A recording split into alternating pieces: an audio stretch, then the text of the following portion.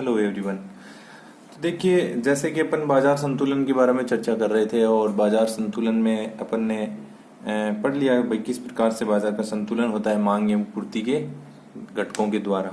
और फिर अपन ने पढ़ा था कि भाई बाजार संतुलन में बाजार संतुलन प्रभावित कैसे होता है, किस प्रकार बाजार का संतुलन है वो मांग एवं पूर्ति में परिवर्तनों के द्वारा प्रभावित होता है। ये अपन ने पिछले टॉपिक तक पढ़ लिया था और उसमें ये पढ़ा था अपन ने कि मांग एवं पूर्ति किस प्रकार बाजार के संतुलन को प्रभावित करती है। किस प्रकार पहले अपन ने पढ़ा था कि मांग में परिवर्तन होता है, अर्थात मांग में वृद्धि होती है तो उससे संतुलन पर क्या प्रभाव पड़ता है। फिर मांग में कमी होती है तो उससे संतुलन पर क्या प्रभाव पड़ता है। फिर अपन ने बात की थी कि पूर्ति में परिवर्तन का संतुलन पर क्या प्रभाव पड़ता है, कि पूर्ति में वृद्धि होती है तो संतुलन कैसे प्रभावित होता है और पूर्ति में कमी होती है तो संतुलन किस प्रकार प्रभावित होता है। ये अपन लास्ट वीडियो तक पढ़ चुके थे।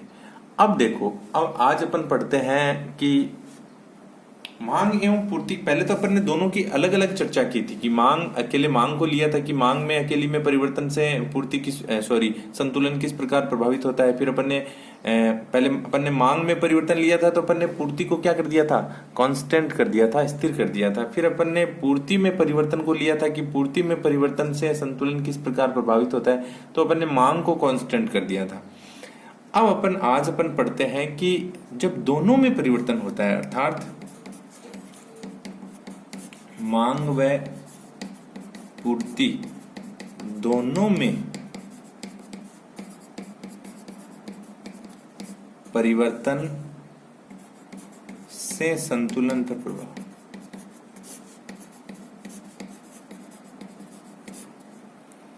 मांग एवं पूर्ति दोनों में जब परिवर्तन होता है तो इससे संतुलन पर क्या प्रभाव पड़ता है। अभी तक तो अपन ने एक एक को कांस्टेंट करके एक एक में परिवर्तन करके ही साम्य स्तर ज्ञात किया था या संतुलन स्तर देखा था। अब पढ़ेंगे अपन कि जब दोनों में एक साथ परिवर्तन हो जाए तो इससे संतुलन पर क्या प्रभाव पड़ता है। तो देखो, अपन एक डायग्राम बनाते हैं।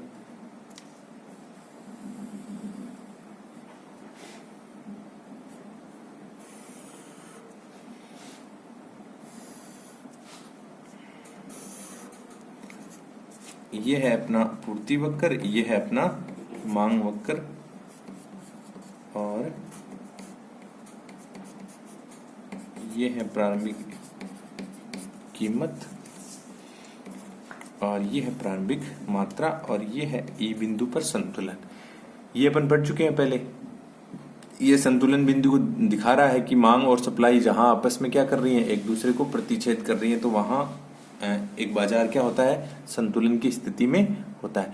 अब अपन पढ़ रहे हैं कि मांग व पूर्ति दोनों में परिवर्तन से संतुलन पर क्या प्रभाव पड़ता है। तो देखो, मैं पढ़ाता हूं, मांग में परिवर्तन कर देता हूं।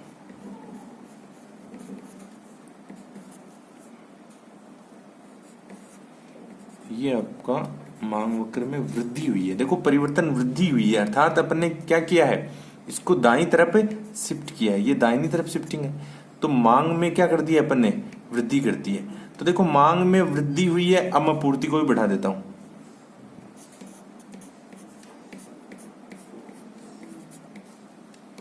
एस डेस दोनों में वृद्धि हुई है। दोनों में ही क्या हुई है, दोनों ही क्या हुए हैं, दाहिनी तरफ शिफ्ट हुए हैं। देखो, दोनों में ही क्या किया अपन ने, वृद्धि की है। तो दोनों में वृद्धि होने से क्या, देखो प्रारंभ में अपन यहां संतुलन में थे, अब देखो नया दोनों का संतुलन है यहां पर ई डेस पर, मान लेते हैं यहां पर नया संतुलन है। तो देखो, नया मांग वक्र ये है, नया पूर्ति वक्र एस डेस है, ये डी डेस नया मांग वक्र है, एस डेस नया पूर्ति वक्र है। दोनों में ही क्या हुई है, वृद्धि हुई है, दोनों ही दाहिनी तरफ शिफ्ट हुए हैं। ये वृद्धि और कमी वाला इससे पहले अपन पढ़ चुके थे। अब देखो, नया संतुलन हुआ है ई डेस पर, तो ई डेस पर मात्रा है ओ क्यू डेस और देखो कीमत है ओ पी जीरो। ध्यान से देखना, ओ पी जीरो। देखो, जो नया संतुलन है ई डेस पे, उसको अगर अपन वाई एक्स पे ले जाते हैं तो वाई एक्स पे ले जाते हैं तो कीमत दर्शाता है अपना वाई एक्स। देखो, कीमत ली अपन ने वाई एक्स पे, तो देखो कीमत यहां कम हो रही है।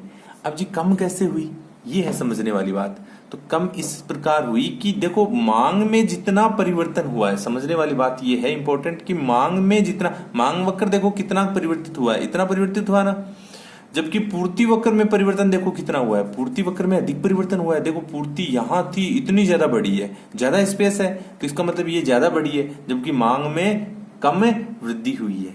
तो समझने वाली बात यही है कि मांग में उतनी वृद्धि नहीं हुई है जितनी पूर्ति में हुई, अर्थात पूर्ति में मांग की बजाय अधिक वृद्धि होने के कारण, अर्थात पूर्ति ज्यादा बढ़ गई है और मांग उतनी बढ़ी नहीं है जितनी पूर्ति बढ़ी है।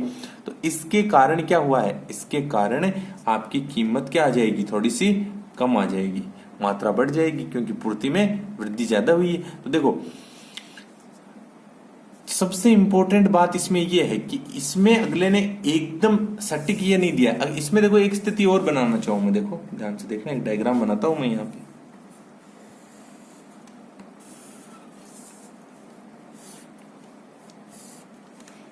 ये है अपना पूर्ति वक्र, ये है अपना डिमांड वक्र। अगर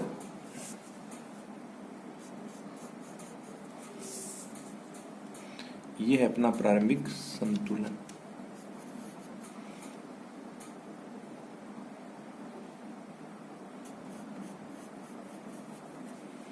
ये है सप्लाई में वृद्धि, ये डिमांड में वृद्धि। ध्यान से देखना, बहुत इंपॉर्टेंट चीज है। तो यहां ई बिंदु पर अपन क्या थे, संतुलन में थे, और ओपी कीमत थी, क्यू मात्रा थी, ओ क्यू। अब देखो ये जो डायग्राम है, पहले वाले डायग्राम को इस डायग्राम से बाद में अपन कंपेयर करेंगे। तो यहां देखो, यहां अब जो नया संतुलन है वो है E1 पर या ई डेस पर, और ये मात्रा हो गई और ये कीमत होगी एचटीजी। देखो कीमत एचटीजी है, यहां इस संतुलन को अगर अपन वाई एक्स पर ले जाते हैं तो एचटीजी वही कीमत है जो ओपी पहले कीमत थी। अब ये ओपी पहले वाली कीमत एचटीजी क्यों रही जी, अपन ने तो डिमांड भी बढ़ाई है और सप्लाई में भी वृद्धि की है, परंतु हुआ यूं कि देखिए जितनी डिमांड में वृद्धि हुई है उतनी ही सप्लाई में भी परिवर्तन या वृद्धि हो गई है। जितनी मांग, मान लेते हैं यहाँ 50% क्या हुई है, मांग में वृद्धि हुई थी किसी वस्तु की, तो उतनी ही क्या हो गई, सप्लाई में भी वृद्धि हो गई। तो सप्लाई, मांग में जितनी वृद्धि हुई, मान लेते हैं किसी शहर में पहले किसी शॉप से 100 बिस्किट बिकते थे, पार्ले जी के 100 बिस्किट बिकते थे, 10 रुपए की रेट थी। अब डिमांड बढ़ गई 50%, तो 50% डिमांड बढ़ने से 150 बिस्किट बिकते हैं।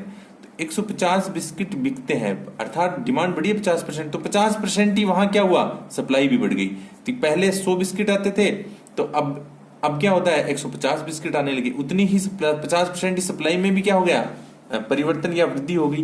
तो अब रेट कितनी रहेगी, वो 10 की 10 ही रहेगी, क्योंकि डिमांड का सप्लाई पे क्या नहीं पड़ा है, कोई विशेष प्रभाव नहीं पड़ा है, उतनी ही सप्लाई क्या कर दी है, बढ़ा दी है। तो इसके कारण कीमत एचटीजी है, बस मात्रा में क्या हो जाएगा, वृद्धि हो जाएगी, क्यू डेस मात्रा हो जाएगी। तो ये तो है जितने प्रतिशत डिमांड बढ़ी है उतने ही प्रतिशत क्या हो जाए, सप्लाई में भी वृद्धि हो जाए, तो कीमत पर कोई प्रभाव नहीं पड़ता है, बस मात्रा पर ही प्रभाव पड़ता है। अब देखो इसके आगे अपन बात करते हैं।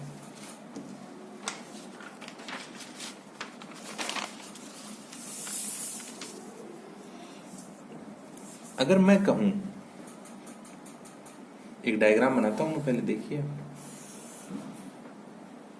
देखो इसमें एक चीज और समझने वाली है, ये प्रारंभिक अपना डिमांड कर्व है, ये सप्लाई कर्व है।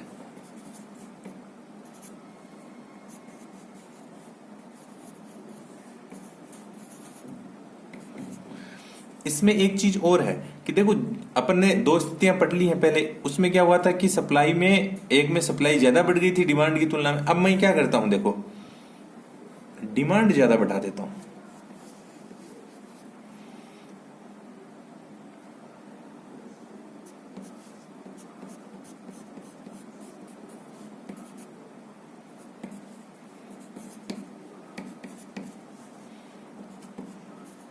ध्यान से देखना है। देखो इस डायग्राम से ही पूरा का पूरा कंसेप्ट क्लियर हो जाएगा। ये जो चैप्टर है वो बहुत इंपॉर्टेंट है, एग्जाम में 100% क्वेश्चन आना ही आना है।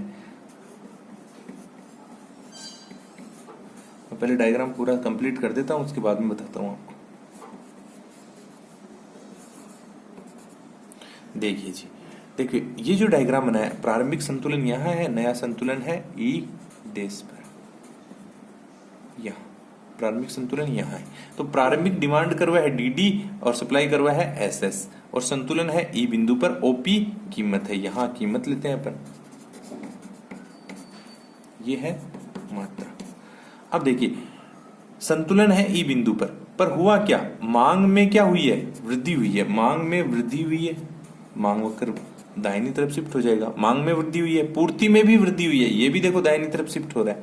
परंतु हुआ ये कि मांग में अधिक वृद्धि हुई है पूर्ति की बजाय। देखो पूर्ति वक्र में ज्यादा फ्लक्चुएशन नहीं हुआ है, ज्यादा नहीं बढ़ा है, वो बहुत कम दूरी है ना बीच में, जबकि मांग वक्र के बीच में ज्यादा दूरी है। तो मांग में अधिक वृद्धि हुई है पूर्ति की तुलना में, तो पूर्ति उतनी नहीं बढ़ी जितनी लोगों ने क्या किया है, डिमांड बढ़ा दी है। तो इसके कारण क्या हुआ है, इसके कारण वस्तु की कीमतें बढ़ गई है। देखो पूर्ति बढ़ेगी क्योंकि पूर्ति में भी वृद्धि हुई है, तो पूर्ति बढ़नी तो है ही, ये तो लाजमी है, OQ से OQ डैश होगा, पूर्ति में वृद्धि होगी, पर उतनी नहीं बढ़ी है जितनी डिमांड बढ़ी है। तो इसके कारण क्या हुआ, अगर ये दोनों बराबरी हो जाती थी, इससे पहले वाली स्थिति में अपन ने देखा था जब डिमांड और पूर्ति दोनों बराबरी हो जाती हैं तो उससे क्या होता है, उससे कीमत पर कोई प्रभाव नहीं पड़ता है, कीमत एज इट इज रह जाती है, बस मात्रा में ही बदलाव आता है, जितनी पूर्ति में वृद्धि हुई है उतना।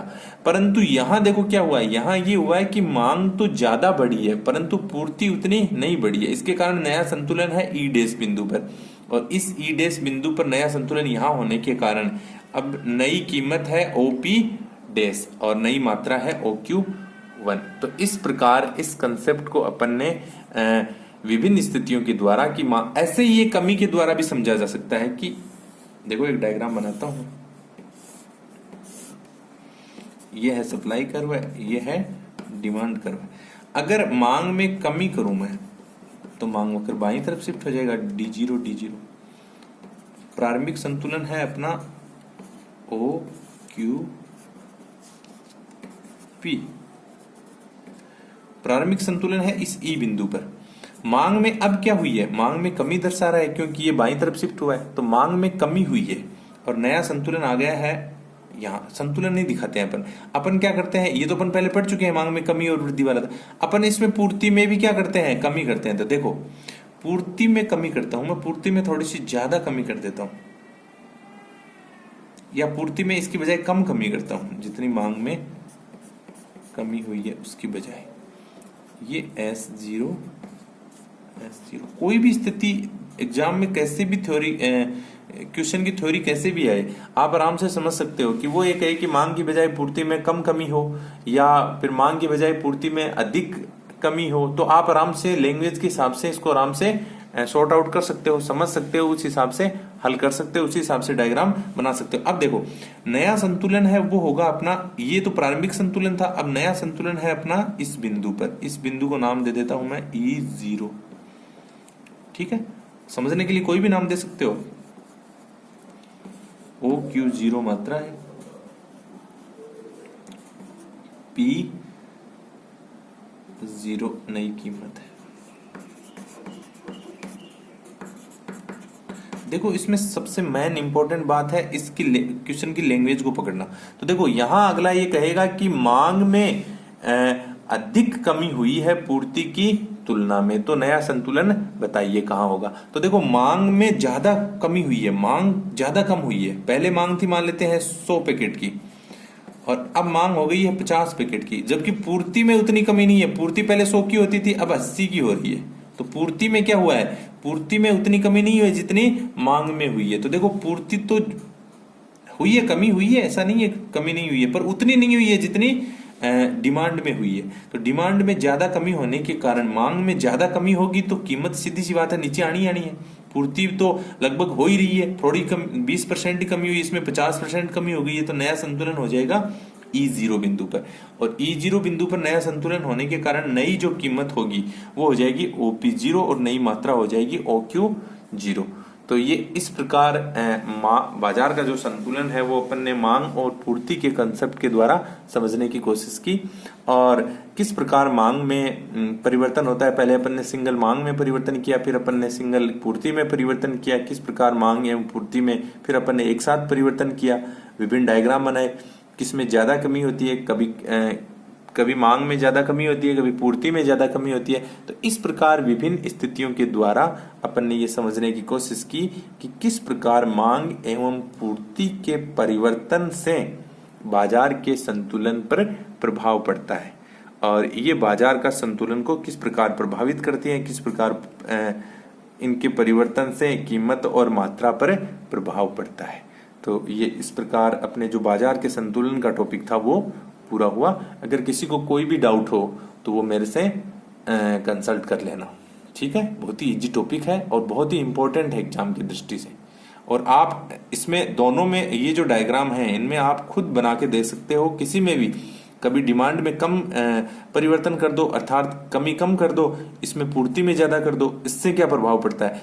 देखो ये डायग्राम के हिसाब से अपने आप ही आपको नया संतुलन मिल जाएगा। आप किस में कितनी कमी करते हो, किस में कम कमी करते हो, या किस में ज्यादा वृद्धि करते हो, किस में कम वृद्धि करते हो, उस हिसाब से आपको अपने आप ही रियलाइज हो जाएगा किस प्रकार इनके परिवर्तन से नया संतुलन प्राप्त होता है, जहां नई कीमत क्या होती है, नई मात्रा क्या होती है। तो इस प्रकार ये आपका चैप्टर पूरा हुआ। That's it.